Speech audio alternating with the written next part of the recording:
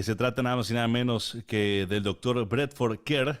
Él es de Chile, doctor en Ciencias Biológicas de la Pontificia Universidad Católica de Chile, con entrenamiento postdoctoral en la Oregon Health and Science University de USA, investigador del Centro de Estudios Científicos de Valdivia y presidente de la Sociedad Chilena de Ciencias Fisiológicas. Actualmente es miembro de la Executive Council de la Pan American Neuroendocrinology Society, investigador del Centro de Biología Celular y Biomedicina, también es profesor asociado de la Facultad de Medicina y Ciencias y director del programa de Magister en Biomedicina Molecular de la Universidad de San Sebastián. Démosle por favor la bienvenida al doctor Bradford Kerr de Chile con su ponencia Buscando Alternativas Terapéuticas para el Síndrome de Rett. Muy buenas tardes, doctor. Bienvenido.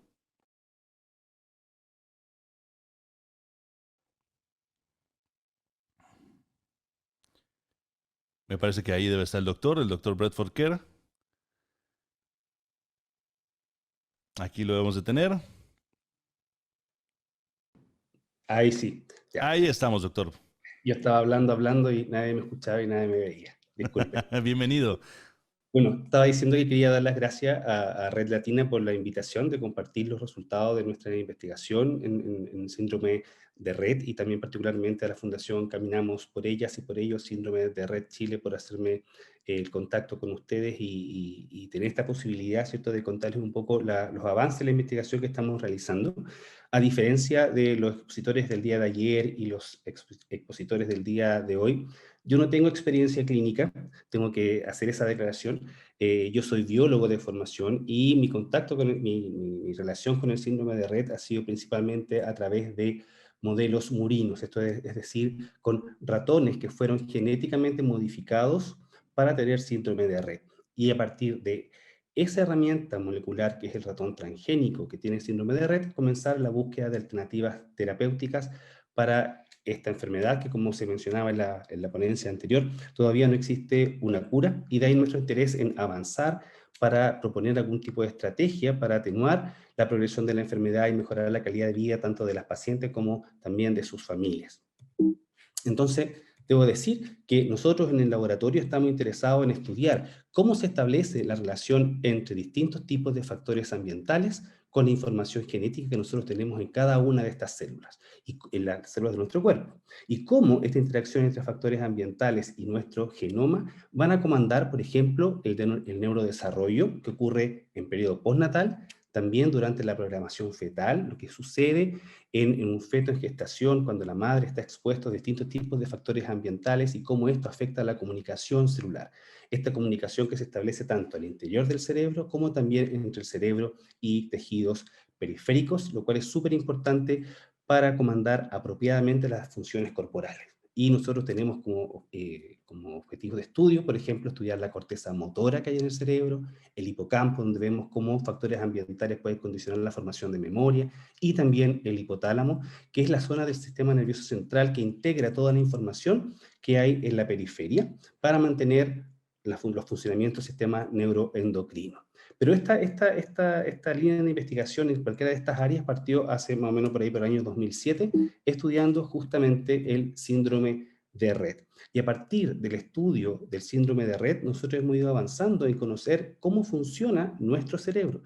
Yo creo que una de las cosas donde hay que hacer un hincapié es que a medida que se ha ido estudiando el síndrome de Rett, no solo se ha ido entendiendo la fisiopatología, las bases celulares, moleculares, genéticas de la enfermedad, sino también hemos ido entendiendo cómo funciona el cerebro en condiciones normales. ¿Por qué nosotros estudiamos los factores ambientales? Nosotros estudiamos los factores ambientales porque nosotros nacemos con una carga genética, ¿cierto?, que heredamos de nuestra madre y de nuestro padre, y eso compone nuestro genoma. Pero nuestro genoma va registrando, ¿cierto?, va registrando la influencia que tiene el ambiente. Nosotros día a día estamos expuestos a un sinnúmero de factores ambientales que pueden de alguna forma modificar, ya es generar un pequeño cambio en nuestro genoma. Y esos pequeños cambios no son mutaciones, sino que son modificaciones químicas que de alguna manera van a generar pequeños cambios en el genoma. Esto sería el equivalente a decir que nosotros, cuando nacemos con nuestro genoma, herencia de nuestro padre o nuestra madre, vamos a tener un libro donde hay palabras, pero esas palabras no tienen ni acentos, ni puntos, ni comas. Y son estos factores ambientales los que van a ir poniendo los acentos, los puntos, las comas, que en muchos casos puede llegar a cambiar el sentido de una palabra o de una oración. Por ejemplo, la palabra seria. Si producto de una interacción ambiental, en este libro de la vida, que son nuestros genes, le ponemos un tilde, ¿cierto? Seria pasa a ser sería, y de esa forma cambia el sentido de la palabra. O la palabra sabana, ¿cierto? Que son este ambiente que hay en África, si le ponemos un tilde en la primera A, pasa a ser sábana. Y solo poner el tilde genera un cambio en el sentido de la palabra. Y de esa misma forma, los factores ambientales pueden ir generando estos tildes, que son estas modificaciones químicas en el genoma, que sin cambiar las letras, solo poniendo el tilde, pueden cambiar la forma en cómo se interpreta un mensaje. Otro ejemplo, si yo digo, mañana es mi cumpleaños, y tú tienes una cita al médico, alguien me podría responder, no voy a ir a tu cumpleaños. O si ahora a esa misma frase le ponemos una coma, quedaría, no, voy a ir a tu cumpleaños. O sea, algo tan simple como una coma puede cambiar el sentido de una frase. Y de esa misma forma, estos cambios epigenéticos, que son estas modificaciones químicas que se van editando en nuestro genoma, producto de la interacción entre el genoma y el ambiente, pueden también generar un cambio en la expresión de genes, ¿cierto? Porque la finalidad última de nuestro genoma es, además de la herencia, también es generar la expresión de genes para que se codifiquen, para que se expresen proteínas y de esa forma insertarse en un circuito funcional celular. Entonces, ¿cómo se producen estos acentos en nuestro genoma? Aquí yo le puse como ejemplo una secuencia génica A, T, C, G, A, T, T, C, G, A, y así tenemos millones y millones y millones en nuestro genoma, y hay unas de ellas que son las C, las citocinas. En estas citocinas ocurre la mayor cantidad de tildes que podrían llegar a cambiar el sentido de de la interpretación que se le puede dar al genoma. Entonces aquí, en estas citocinas, esta es la estructura química de esta base nitrogenada que compone el genoma, que son las citocinas, y por acción de estas enzimas, que son las DNA-metiltransferasas, se pone este tilde, ya que es un grupo metilo, y de esta forma transformamos una citosina en una 5-metilcitosina. Y el impacto que puede tener esta adición de este grupo metilo, transformando la citosina en 5-hidroximetilcitosina, va a generar, por ejemplo, un cambio en la transcripción de genes, que puede hacer que un gen se exprese más o que un gen se exprese menos, y de esa manera ir dando lugar al dosaje génico, ¿ya? Que es algo que es súper importante para la función de una célula y por lo tanto de un tejido, de un órgano y de un sistema de comunicación entre distintos órganos. Hace algunos años atrás se pensaban que estas metilaciones, estos acentos del genoma, eran una forma de generar un switch, en el cual nosotros podíamos prender o podíamos apagar la expresión de genes, y así hacer que un gen estuviera o no estuviera presente en una célula. Eso es cierto, pero también hoy sabemos que estas metilaciones, estos tildes del genoma, también sirven para regular cuánto se expresa un gen, y de esa forma podemos aumentar o disminuir los niveles de expresión de un gen y por lo tanto modular la función de una célula a través de la expresión génica. Y aquí está la relación con el síndrome de Rett, porque el síndrome de Rett, como ya se explicó en las ponencias anteriores, es causado por mutaciones en un gen que codifica para una proteína que se llama MECP2. Y MECP2 significa Methyl CpG Binding Protein 2, la proteína de unión al DNA metilado número 2. Es decir, esta proteína, cuyas mutaciones son la principal causa del síndrome de Rett, tiene como función unirse a estos tildes, a estas modificaciones químicas de nuestro genoma, para, a través de la interacción con otros complejos proteicos, regular la expresión de genes. En el año 1992, el señor Adrian Bird, en Edimburgo, Escocia, describió a esta proteína MICP2, que después en el año 99, en el laboratorio de Hudasoy, describió que era la causa molecular del síndrome de Rett. Y al principio, Adrian Bird dijo que esta proteína era capaz de silenciar la expresión de genes. Más tarde, Hudasoy demostró que además de poder silenciar la expresión de genes, también podía activar la expresión de genes. Y es por eso que en el síndrome de Rett, que es causado por mutaciones en esta proteína, no se puede leer de manera apropiada estas ediciones que genera el ambiente sobre nuestro genoma. Y por lo tanto, la interacción genoma-ambiente no es la adecuada y de alguna forma altera el funcionamiento de las células. Particularmente, como MECP2 se expresa en muy altos niveles en las neuronas, se conocen principalmente los efectos que esto tiene a nivel neurológico. Y esto es así. Durante una neurona, no siempre fue una neurona, en algún minuto fue una célula indiferenciada que se va a diferenciar a una neurona.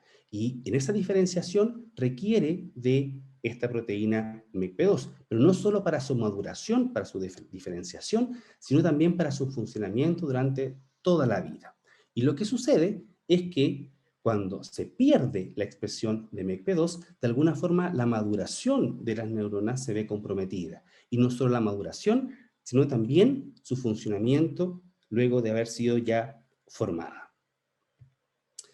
Y eso queda de manifiesto cuando, por ejemplo, uno mira qué pasa con unas estructuras que hay en las neuronas, que son las dendritas, y estas dendritas tienen otras subestructuras que se llaman espinas, que son estas cositas que ustedes pueden ver acá que protruyen desde las dendritas de las neuronas, y así es como se ven las dendritas con sus espinas, que es la estructura a través de la cual se comunica una neurona con otra neurona, en biopsias de pacientes que no tenían ningún tipo de retardo mental, y se puede ver así.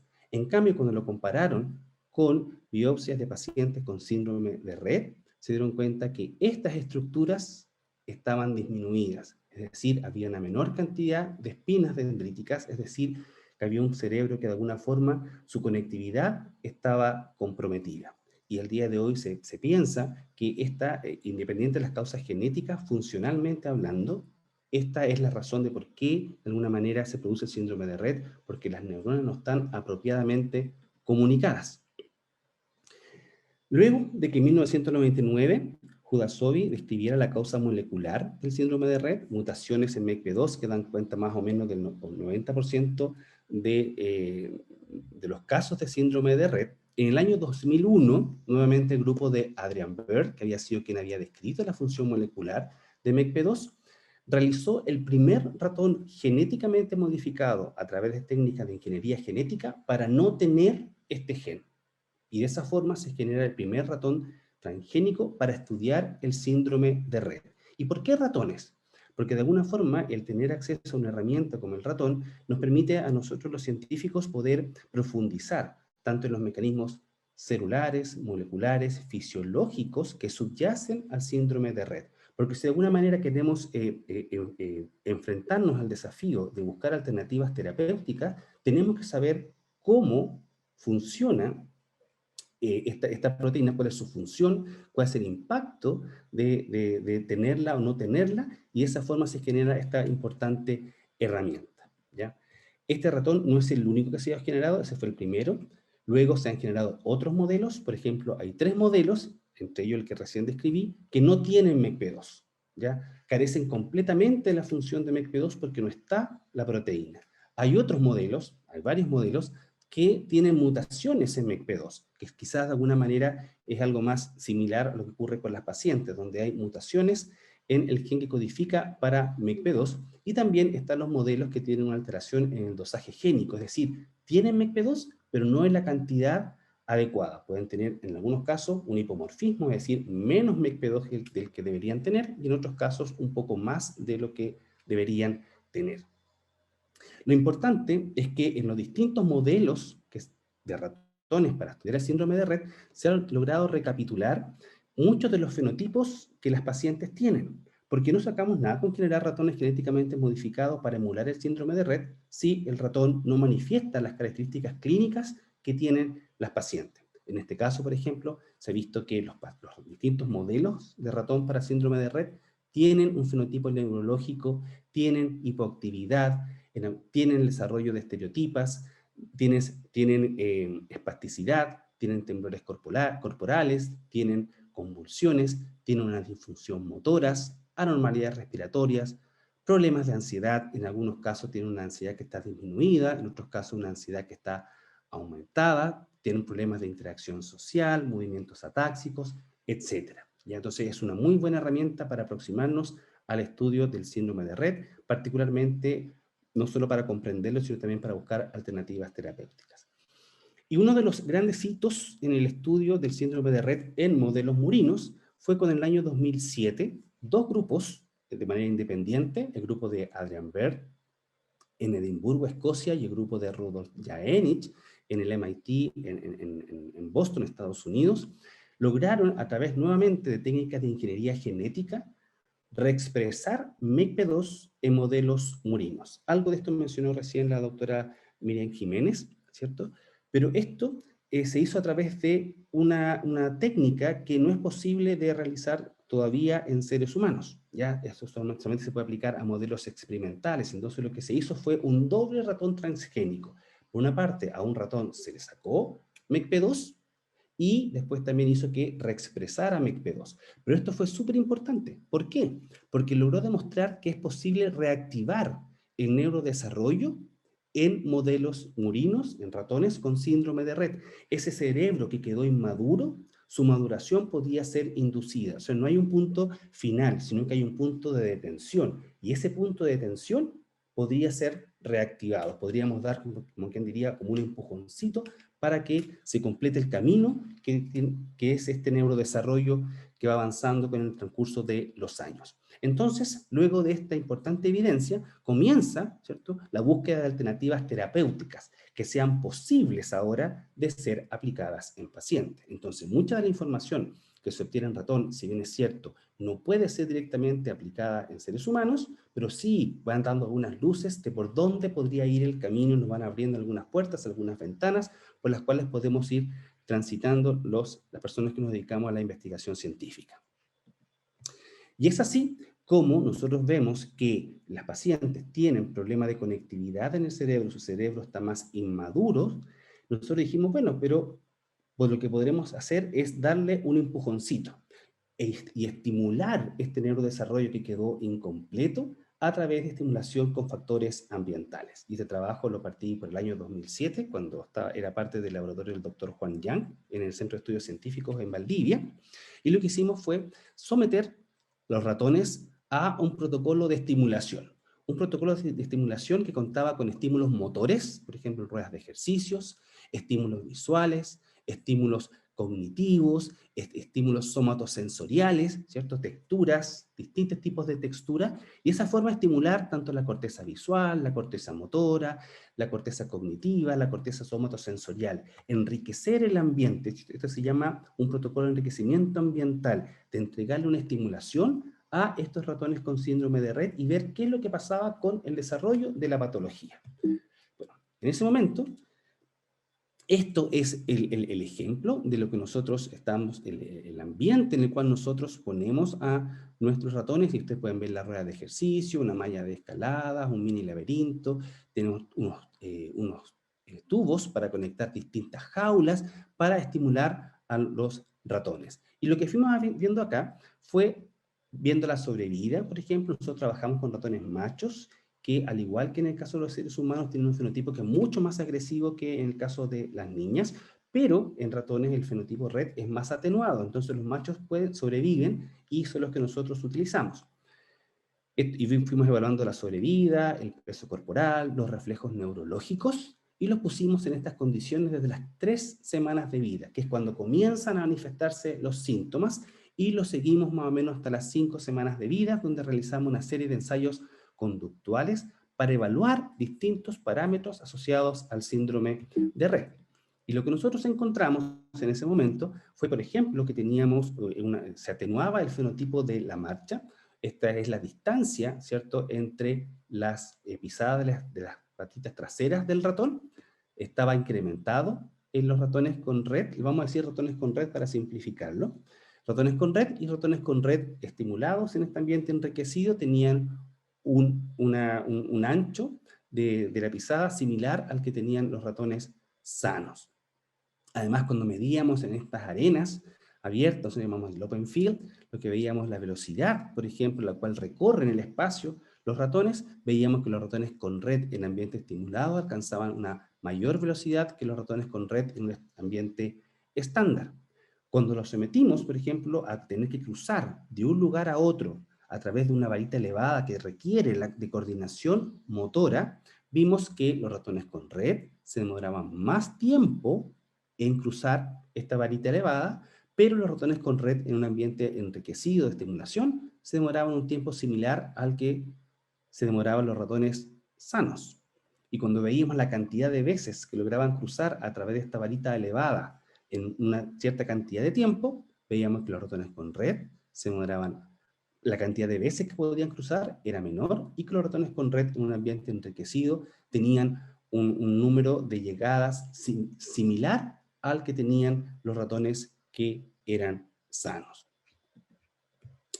Ese resultado nosotros lo publicamos aquí en el año 2008, no fuimos los únicos, aparecieron más o menos otros 2 papers, 2 publicaciones científicas con resultados similares, demostrando que la exposición a un ambiente enriquecido por parte de ratones con síndrome de Rett atenuaba alguna parte de las manifestaciones que tenían estos ratones. Sin embargo, no estaba muy claro el mecanismo, y en la búsqueda de poder encontrar alternativas terapéuticas, lo que nosotros hicimos fue mejorar nuestro paradigma experimental, y nuevamente volvimos a poner los ratones en este tipo de condiciones, pero con una permanente estimulación, y fuimos desarrollando más o menos las mismas pruebas que yo le había mostrado anteriormente. ¿Y qué vimos? Vimos, por ejemplo, cuando poníamos a los ratones en estos, nosotros le llamamos laberinto en cruz elevada, donde hay 2 brazos que están cerrados, 2 brazos que están abiertos, y ponemos el ratón aquí. Y el ratón tiene que explorar, sale, pero también se resguarda y pasa tiempo acá. Y es así como se distribuye el tiempo en el espacio de estos ratoncitos, ¿cierto? Pasan mayor parte del tiempo en el brazo cerrado, aquí, pero una parte del tiempo también la pasan en el brazo abierto porque quieren explorar. Un ratón con síndrome de Rett se comporta así, ¿ya? No hay diferencia entre el tiempo que pasan entre el brazo cerrado y el brazo abierto. Pero los ratones con Rett, en un ambiente enriquecido, tienen una conducta similar a la que presentan los ratones silvestres. Es decir, son capaces de identificar la diferencia entre un tipo de brazo y el otro tipo de brazo, mejora su percepción espacial y prefiere pasar más tiempo en el brazo cerrado que en el brazo abierto. Cuando los pusimos en esta arena abierta y registramos, por ejemplo, la distancia que estos ratones recorrían una cierta cantidad de tiempo, esta es la cantidad de tiempo, por la distancia que recorren los ratones silvestres, ratones sanos, los ratones con síndrome de Rett y los ratones con síndrome de Rett en condiciones de un ambiente enriquecido. Tuvimos una importante mejora motora en estos animales. Y como el fenotipo que estábamos viendo era principalmente motor de locomoción, fuimos a ver qué pasaba en la corteza motora de estos ratones. Y como se ve en el panel superior, así se ve, por ejemplo, el cerebro en la parte de la corteza motora, teñido con tensión de Golgi, con una tensión especial para identificar las neuronas y los astrocitos, que son células del cerebro, en un ratón con síndrome de Rett, perdón, un ratón sano, así en un ratón con síndrome de Rett, y luego fuimos a mirar qué pasaba con los ratones con Rett que habían sido estimulados en estas jaulas, y vimos que la visión general que había en la corteza motora era más similar a lo que ocurría en los ratones silvestres, a lo que ocurría en los ratones que estaban con síndrome de Rett y que no estaban en un ambiente estimulado. Estas características las fuimos a cuantificar, y la doctora Camila Navia pasó muchos días, muchas horas dibujando neuronas, las neuronas piramidales de la capa 5 de la corteza, que son las neuronas encargadas de comunicar las columnas corticales, tanto en el eje de la columna como también con otras columnas en la corteza. Así es como se veía una neurona, ¿cierto?, de los ratones sanos, una neurona de los ratones con Rett, y una neurona de los ratones con Rett que estaban sometidos a una estimulación ambiental.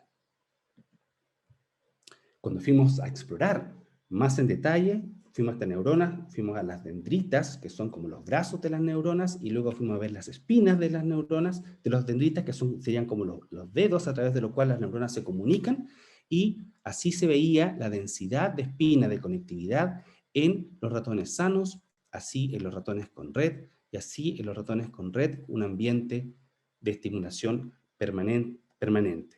¿Ya? Entonces, lo que estábamos haciendo de alguna forma era atenuar la progresión del síndrome de Rett a través de estimular el neurodesarrollo y mejorar eventualmente la conectividad de las neuronas.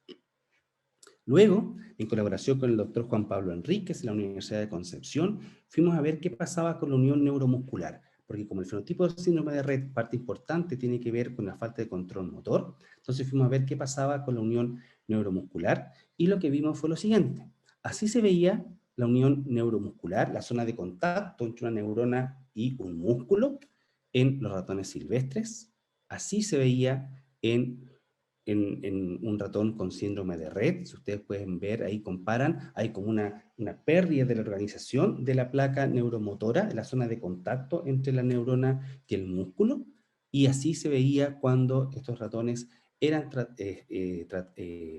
expuestos a un ambiente con un alto nivel de estimulación. De alguna forma, la unión neuromuscular de un ratón con Rett que estaba en un ambiente estimulado se parecía más a un ratón silvestre que a un ratón con Rett que no estaba en un ambiente con estimulación. ¿Y en qué se traducía eso? Particularmente en que en términos generales estábamos teniendo una atenuación del fenotipo.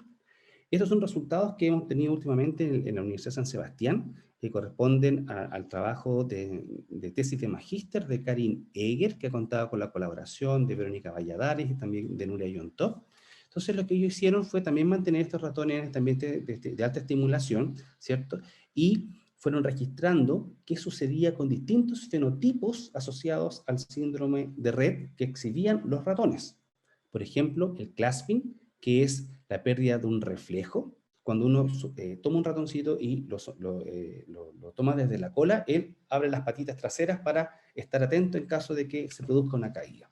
Ya, esa caída no ocurre, por supuesto, pero ellos abren las patitas. Bueno, cuando hay los ratones con síndrome de Rett, ellos no hacen eso. Ellos pierden ese reflejo y nosotros les vamos dando una puntuación a medida que vamos viendo la severidad de la pérdida de función. Y en el caso de la pérdida de este reflejo, así se ve la cuantificación en un ratón silvestre, así en un ratón con síndrome de Rett, y así en una cosa intermedia entre el ratón sano y el ratón con Rett, los ratones con Rett con condición de enriquecimiento ambiental. Cuando veíamos los temblores corporales, vemos que el enriquecimiento ambiental reduce la severidad de los temblores corporales. Cuando vemos la piroerección, es cuando uno ve el pelaje del ratón. El ratón es un animal social y también se acicala. Entonces él se acicala su pelaje para limpiárselo, pero hay zonas donde él no alcanza a llegar y necesita de que sus hermanos lo acicalen. Bueno, en general, en los ratones con síndrome de Rett, sus pares lo aíslan un poquito, entonces no pueden arreglarse su pelaje. Y es por eso que tienen un pelaje que está más bien descuidado. Pero cuando nosotros sometíamos a estos ratones a este ambiente de estimulación, veíamos que su pelaje lucía mejor. Era un indicador de que estaba mejorando su interacción social. Cuando evaluábamos la coordinación motora de las patitas traseras, nosotros poníamos al ratón a caminar en el borde de la jaula y mirábamos cómo estaba la progresión de la coordinación motora. Los ratones con Rett tenían un score, es decir, una pérdida de función mayor que los ratones silvestres, y cuando estaban expuestos a este ambiente enriquecido, veíamos que lográbamos atenuar de alguna forma ese score neurológico, ¿ya? Y cuando sumábamos todos los puntajes que obtenían los ratones en todos los tests, este es el score de daño neurológico que tenían los ratones silvestres, muy bajo, el score de ratones con síndrome de Rett, y este es el score de ratones con síndrome de Rett que estaban sometidos a este ambiente de estimulación, siendo más similar a lo que tenían ratones silvestres sanos que los que tenían ratones con síndrome de Rett que no habían sido expuestos a este ambiente enriquecido. ¿Y en qué se traduce además esto? En el caso del ratón, como un ratón macho, donde el impacto que tiene la pérdida de función de MECP2 es mayor al que tienen las hembras, se produce una pérdida de la vida de manera prematura, más o menos tiene una vida media de 12 semanas el ciclo de vida del ratón es mucho más corto que el del ser humano, y esto equivale, como por decir, a un ratón adulto joven, y los ratones con síndrome de Rett que habían sido expuestos a este ambiente de alta estimulación extendían casi al doble su expectativa de vida. ¿Ya? Entonces, y nosotros pensamos que es producto de esta mejora en el estado general de los ratones. En la exposición anterior, esta diapositiva la modifiqué mientras escuchaba la presentación anterior porque era un poco distinta, pero la doctora Miriam Jiménez ya habló un poco sobre las etapas, ¿cierto? Desde cuando se comienza a estudiar, en este caso, una patología como el síndrome de Rett, hasta que se comienzan a desarrollar los primeros estudios preclínicos, que sería el equivalente a hacer estudios con ratones, para luego, con la información que se obtiene de esos estudios con ratones, pasar a los estudios clínicos de fase 1, 2, 3, para finalmente llevar al desarrollo de un fármaco. Y me gustaría hacer notar que hoy en día, hace un par de semanas atrás, se dio por terminado un estudio clínico en fase 3, ¿cierto? Que estaba probando el trifinetide, ¿ya? Que no es otra cosa que una hormona que se llama IGF-1 recombinante. Es decir, se produjo in vitro una hormona que se llama IGF-1, es el Insulin Growth Factor 1. Y me gustaría destacar que este estudio, que se completó ahora en fase clínica 3, comenzó su historia acá, en este punto, en el año 2000. En el año 2000 se describió que las pacientes con síndrome de Rett tenían niveles de IGF-1 que estaban reducidos. Y después, en el año 2009, es decir, 9 años después, pasaron 9 años desde que se describió que estaba reducido el nivel de IGF-1 en pacientes, a generar un modelo de ratón tratado con IGF-1 que mostró que el fenotipo se atenuaba, tenían una progresión atenuada del síndrome de Rett, y desde el 2009 hasta Quedan 2020, 10 minutos.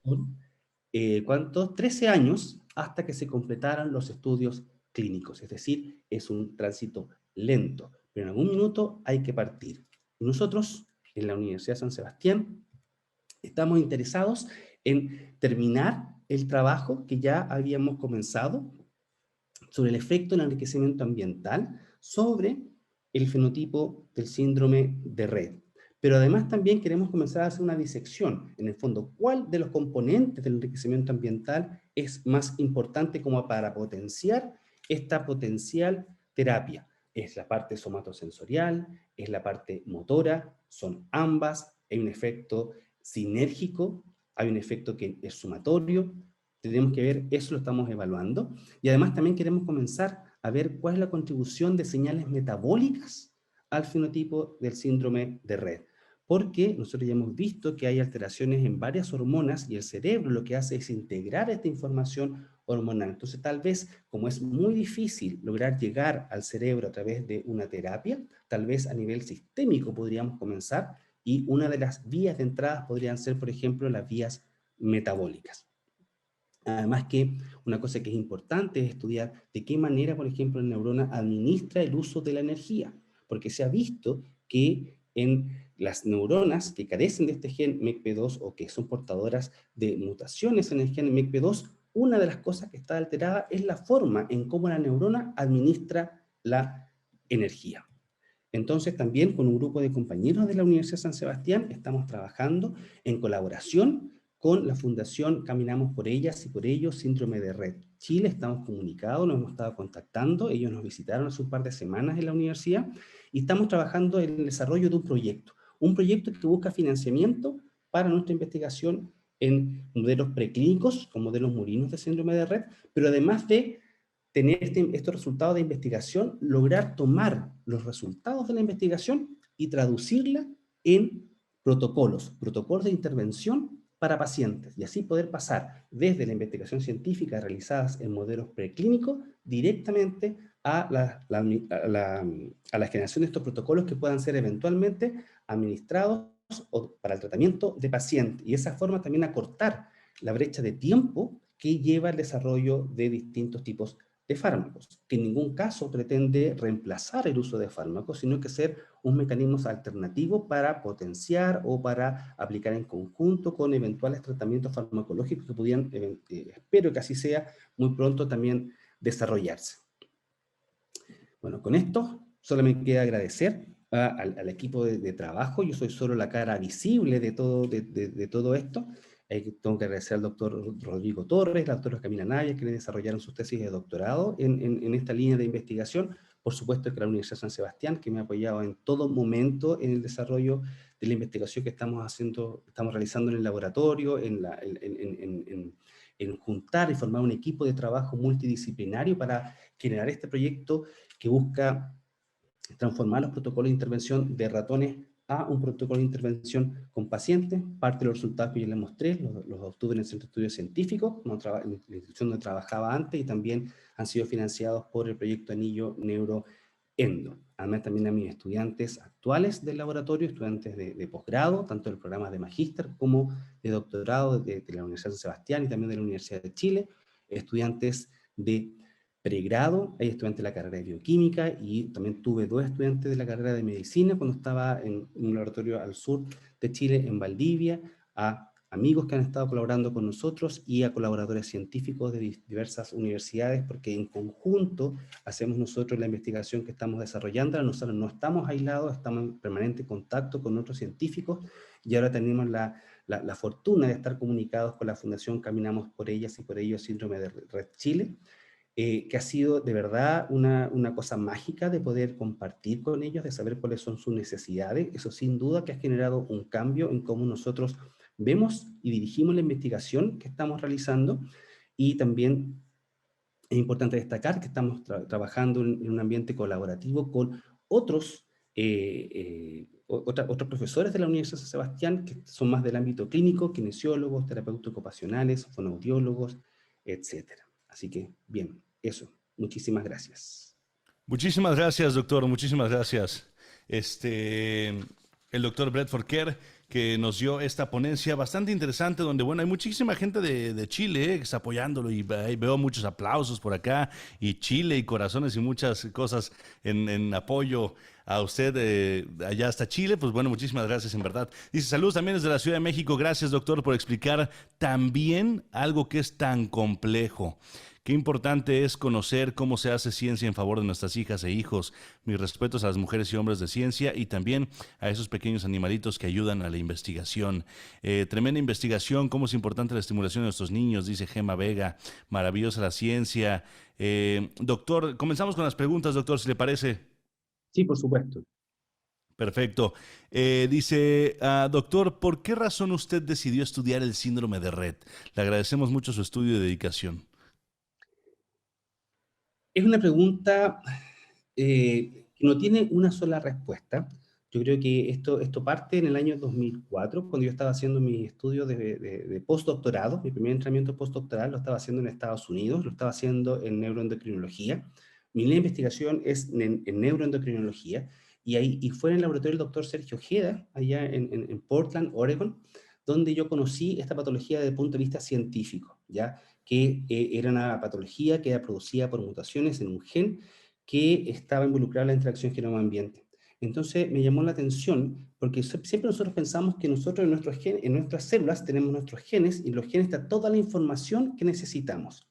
Pero con esta patología queda de manifiesto que no está toda la información que necesitamos. De alguna forma el ambiente también contribuye con información, y por eso es que yo siempre hago el llamado a la estimulación de los niños, tanto niños con síndrome de Rett, niños con síndrome de Rett, también como niños sanos. La importancia de la interacción genoma-ambiente, la estimulación para un correcto neurodesarrollo. Entonces encontraba que esta patología era una patología que dejaba de manifiesta la importancia de la correcta interacción entre factores genéticos y factores ambientales. Entonces, por ahí partió mi interés, con una mirada quizás más científica, pero que ha ido cambiando con el transcurso de los años. A medida que he ido aprendiendo más, que he ido conociendo más, me he ido dando cuenta de la importancia que tiene eventualmente desarrollar mecanismos de terapéuticos alternativos, ¿ya? Porque muchas veces pasa, yo no sé qué va a pasar más a futuro cuando aparezcan los distintos fármacos, que espero que aparezcan pronto para síndrome de Rett, pero muchas veces no todas las personas tienen acceso a poder financiar esos tratamientos. Entonces, poder contar con un mecanismo de terapia que pueda ser aplicado por todos es uno de los próximos desafíos que nosotros tenemos. Y es por eso que estamos trabajando en este proyecto, que lo que queremos hacer es desarrollar estos protocolos, y que estos protocolos queden al servicio de quien quiera utilizarlo. Y para eso, desde ya, algún llamado a las personas que participaron como ponentes en el día de ayer y en el día de hoy, que, pucha, voy a dejar mi email, me encantaría contactarlos e invitarlos también a participar de esta mesa de trabajo para eventualmente, si nos resulta el financiamiento y logramos terminar esta investigación científica y generar estos protocolos, que nos apoyen en la revisión de estos protocolos y nos den su visión. Pero ahí parte un poco con una mirada netamente científica, y a medida que ha ido pasando el tiempo, esto ha ido cambiando. Y sin duda que fue un punto de inflexión, fue el entrar en contacto con esta Fundación Chilena de Síndrome de Rett, Caminamos por ellas y por ellos, donde la investigación ahora empezó a tener un rostro. Hace un par de semanas atrás, creo que fue el 9-10 de septiembre, nos juntamos en la universidad, recibimos la visita de 10 familias, y sin duda de conocer a 9 niñas y un niño con síndrome de Rett y verlos ahora, eso cambia completamente las cosas. Y ahora la mirada es diferente. Y ahora nosotros, estando en contacto, sabemos cuáles son las necesidades de las familias, y vamos a hacer todos los esfuerzos posibles por enfocar nuestra investigación científica para satisfacer a las necesidades que ellos tienen directamente, más allá de los objetivos científicos y del conocimiento. Muchas gracias, doctor. Muchas gracias. Dice, es clave la incorporación de estos conocimientos a profesionales como kinesiólogos, terapeutas ocupacionales y fonoaudiólogos. Muchas gracias por su trabajo, doctor. Dice, buenas tardes, tengo una consulta, una pregunta. Quiero hacer un comentario con respecto a eso que estaba usted Sí, señor. leyendo. Y que de eso se trata este proyecto Red en Red. Este es un proyecto de vinculación con el medio que estamos elaborando con distintos profesionales de la universidad, y justamente ese es el desafío. Este proyecto de vinculación tiene como objetivo la formación de profesionales especializados en estas materias. Entonces, de esta forma, lo que queremos hacer es intervenir en los programas de estudio de carreras de la salud como kinesiología, terapia ocupacional, nutrición, psicología, para que ellos conozcan más de cerca el síndrome de Rett y puedan salir como profesionales con una formación distintiva y conozcan esta patología que es poco conocida. Muchas gracias, doctor. Dice, buenas tardes, tengo una consulta. ¿Es posible que nuestras niñas con síndrome de Rett tengan el 50% de su cerebro trabajando como una niña sin este síndrome? Por ejemplo, ¿podría ser emocionalmente o por gustos particulares realicen cosas cuando les conviene? No entendí mucho la pregunta. Creo que esa parte de que realizar cosas cuando le conviene, no, no, pero sí, sin duda, yo creo que hay se reduce la funcionalidad del cerebro. O sea, las niñas con síndrome de Rett y los niños con síndrome de Rett, la conectividad del cerebro está alterada, está disminuida, por lo tanto no pueden completar su neurodesarrollo. En el fondo, tenemos que decir que es un cerebro, yo me atrevería a decir que es un cerebro que es inmaduro, pero que tiene la potencialidad de madurar. Y hacia allá yo creo que van todos los esfuerzos de la ciencia en lograr determinar cómo podemos ayudar a que se complete esa maduración del cerebro. Muchas gracias, doctor. Dice, maravillosa exposición. Le agradecería nos pudiera dar su contacto desde Chile. Si usted tiene un correo electrónico que pueda mencionar o lo puedo compartir a través de su pantalla, sería maravilloso para que la gente que esté en Latinoamérica o simplemente en Chile, pues bueno, pueda contactarlo y estén más de cerca con su investigación. Dice, ¿ahí lo Ahí te- tiene? Ahí lo tenemos en la cajita de comentarios, ¿verdad? Sí, Ahí está, bredford.care@uss.cl, ¿ok? Ahí está cómo se escribe Bredford, también care.care, K-E-R-R, @uss.cl, para que usted lo tenga por ahí a la mano. Si usted ve una pregunta, doctor, que quiera particularmente contestar, le agradecería infinitamente porque hay muchísimas preguntas tengo y un comentario de Romina Brasca, ujú. que es importante también contribuir a modificar los ambientes en casa.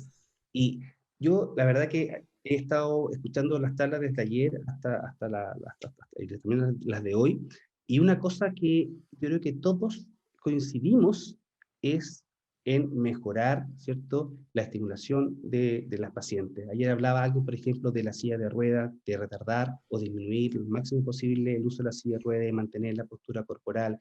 Hablaban también, por ejemplo, de estas herramientas educativas, y sí, yo creo que sin duda, importantísimo. De hecho, yo me acuerdo cuando una de las primeras veces que empecé a exponer sobre este tema, a mí de repente me preguntaban, bueno, pero ¿a qué equivalen los dos ambientes que tú tienes, el ambiente de estimulación y el ambiente de no estimulación de los ratones en relación a las pacientes? Yo no sabía responder porque nunca había tenido contacto ni con pacientes, ni con familias, ni nada. Pero hoy, conociendo con la experiencia que tengo a través del contacto con la fundación, me doy cuenta que las niñas están más cerca de un ambiente estimulado. Es decir, los padres están permanentemente estimulando a sus hijas. Ahora la idea es dirigir esa estimulación, focalizar esa estimulación para potenciarla. Y sí, absolutamente de acuerdo con Romina, es súper importante el ambiente en casa. Dice, muchas gracias, doctor Kerr, por su interés en la investigación del síndrome de Rett. Le deseamos mucho éxito en excelente investigación. Saludos desde Chile. Dice, gracias, doctor. Muy interesante su charla. Saludos y bendiciones desde México. Doctor, ¿cómo podríamos aplicar en casa lo aprendido con los ratones de los que habla? Uy, es complejo. A mí siempre me da un poquito de pudor hablar de intervenciones con pacientes porque yo soy biólogo, no tengo formación clínica, no soy médico, no soy kinesiólogo, entonces, no sé, pero yo me imagino que una de las cosas que desde la experiencia como científico nosotros sabemos es que la actividad física, el movimiento, es algo súper importante para el neurodesarrollo. Y también sabemos que la actividad física espontánea es mejor que la actividad física forzada. Entonces yo me atrevería a decir que a través del juego estimular la actividad física, estimular la correcta postura corporal, como decía uno de los ponentes, el primer ponente del día de hoy, y eso sin duda va a ayudar. Además también que yo creo que es como todos nuestros hijos, yo soy papá de dos niñas, y cuando uno juega con los niños cuando están chiquititos, no solamente se estimula la actividad física, sino también estimulamos el contacto físico y dejamos de manifiesto también nuestro cariño hacia ellos, nuestra preocupación. Entonces yo creo que una cosa importante es eso, que ellas se sientan consideradas, estimuladas, queridas.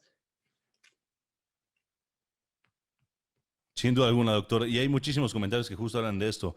Dice, muchas gracias a todos por su tiempo, por su interés y por toda la información. Ha sido muy interesante y todo me ha ayudado muchísimo. Saludos desde México. Las ponencias de todos los doctores y psicólogos me han ayudado muchísimo. Para eso es justo este primer Congreso Red Latina 2022, para conocer un poco más, ¿no?, sobre el síndrome de Rett. Gracias a todos los ponentes. Felicidades por este primer Congreso. Queremos que se repita porque nos falta aún mucho por aprender. Dice... 100% en niños o en niñas, siempre los mejores y más útiles son las intervenciones a través de los juegos. ¿Está de acuerdo usted con esto, doctor? Absolutamente, yo creo que el juego es algo lúdico, ¿cierto? Que nos ayuda a estar en contacto con nuestros niños, pero además también aumenta la actividad física. Yo, por ejemplo, siempre he pensado que hoy en día hay herramientas tecnológicas, ¿cierto? Que como que están haciendo que se reduzca la actividad física en los niños, ¿cierto? Pero yo creo que en el caso de las niñas y niños con síndrome de Rett, estas herramientas tecnológicas también pueden ser un aliado, ¿cierto? Y lo veíamos en dos ponencias atrás, ¿cierto? Que la profesora de Argentina mostraba estas maravillosas herramientas que están desarrollando para la estimulación a través de distintos artículos computacionales, tablets, computadores, estimular cognitivamente a las niñas con síndrome de Rett, a los niños con síndrome de Rett, pero yo creo que también eso es importante alternarlo con la actividad física, con el movimiento. El movimiento es una muy poderosa herramienta. Acá me cuesta un poco hacer estos comentarios. Yo creo que una de las cosas que uno tiene que ser serio y responsable en transmitir el conocimiento y, como decía la doctora Jiménez, con responsabilidad sin generar falsas esperanzas. Pero esta IGF-1 que ha mostrado tener tan buenos resultados en estudios clínicos es producida por el músculo. El músculo produce IGF-1. Entonces, si nosotros aumentamos los niveles de actividad física en las niñas, podríamos tal vez aumentar la producción endógena de IGF-1 y de esa forma atenuar el desarrollo de la patología. Eso justamente es parte de la investigación que nosotros estamos realizando ahora. Con estas herramientas de estimulación, ¿somos capaces de aumentar endógenamente los niveles de IGF-1? ¿Va por ahí el mecanismo a través del cual nuestra alternativa o propuesta de terapia podría funcionar? ¿Podríamos potenciarla? ¿De qué manera? Hay una pregunta que es muy constante, doctor, y nos dice,